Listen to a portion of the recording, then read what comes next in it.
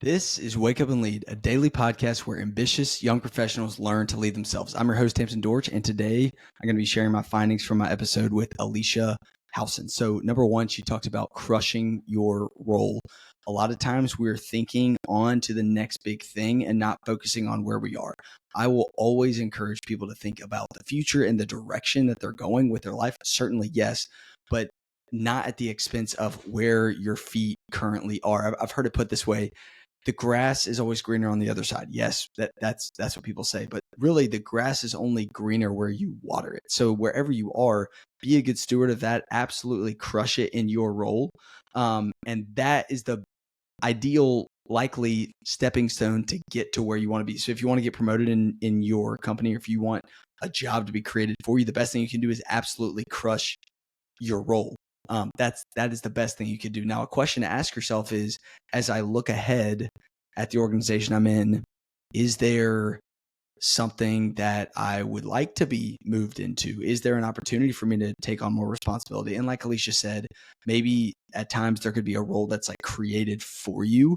And so if there's not a direct career path, don't necessarily hang it up. But at the same time, I think we should be asking ourselves the question, am I liking the work that I'm doing, the kinds of work that I'm doing, and the problems I'm solving? And would I like the opportunity to solve bigger problems in the future? And if so, then yes, focus on crushing your role where you are and then going on to the next thing. I think the best thing we can do as we're younger is really focusing on what we are learning. The more you learn, the more valuable you'll be later on. You'll be able to do whatever you want. Number two, PESO is this acronym she brought up. I think as young professionals, a lot of times we might notice a lot of different problems in our organization, a lot of problems on our team, and everybody's good at bringing up those problems, but little people actually have solutions for them. And so the acronym that she brought up to share with your manager is PESO. So if there is a problem, that would be the P. You bring up the problem to them. And then the E stands for effect. So here's the effect and why it matters. Because I think a lot of times somebody might say, so what? Why is that a problem? Why does that matter? You need to be able to explain that. So sell the problem, sell the effect, PE, and then S, the solution, the proposed solution. So maybe have 1, 2, 3 ideas for here's the problem, here's why it matters, here's what I want to do to solve that, and then here's what the outcome will be. That's the O. Or once you get the outcome, report back to them and communicate on it.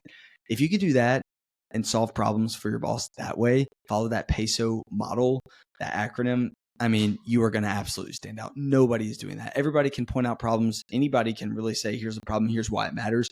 Few people have ideas for solutions, and very few actually act on it. So that's definitely something you can learn. Another thing I loved is from the book, she talked about range, testing, and learning. That's why I love like startup environments for younger people. Go somewhere where you can test and learn, try it in your personal life, at work, especially while you're young. You have so much time on your hands. And why would you pigeonhole yourself into like a certain career path unless you just know that that's what you want to do? The more skills you can learn, the more things you can learn, the more valuable you'll likely be, and the better chance it is that you'll find something that you're actually passionate about. So test and learn. The next principle, kind of shifting into the fitness standpoint, I thought this was awesome how she broke her limiting belief of, I just don't work out. One of my favorite books is called Mindset. It talks about the difference between a growth and a fixed mindset. People with a fixed mindset, they stay in their comfort zone. They're obsessed with natural talent. They don't try new things. And so Alicia, for example, never really went to the gym. She just identified as someone, I don't work out. I eat junk food. That's kind of who I am. And over time, if we're not careful, we start identifying as that. Other people we know start identifying us as those things. And really, no one's going to help you but yourself. And so one day she said, you know what? Maybe I should break that. And what I'm going to do is I'm going to commit to going to the gym for 75 days in a row. Now, I often say consistency over intensity. That is pretty intense, but if you can do it, go for it. And after she did that, she was like, I'm going to keep going. And so for me, for example, I shared in the episode, I never really studied in school. And that was mostly because I was insecure because I wasn't the smartest in the world. So I was like, I'm a people person. I'll figure out a way to be in sales. It'll all work out. And while it kind of did, it wasn't until now that I've really stepped into my comfort zone of learning and reading books and interviewing people and asking questions. And so if there's something that you're insecure about, whether it's going to the gym or learning or studying, whatever it is, I challenge you to take on a growth mindset, step outside of your comfort zone, be willing to fail, And that's how you grow. If you stay in your comfort zone and you have that fixed mindset, you're never going to grow. So it's really important to do that. And then finally, she talked about how she has boundaries with her family. As a new dad, this was really impactful for me. Maybe you are just married. Maybe you have roommates. Maybe you have family you want to spend time with. I have a feeling that when we're on our deathbeds one day, we're not going to wish that we spent more time at work. We're going to wish we spent more time with our families. And so whatever boundaries you have to put in place, whatever reminders you have to have, even if it's something in your office, make sure to do that.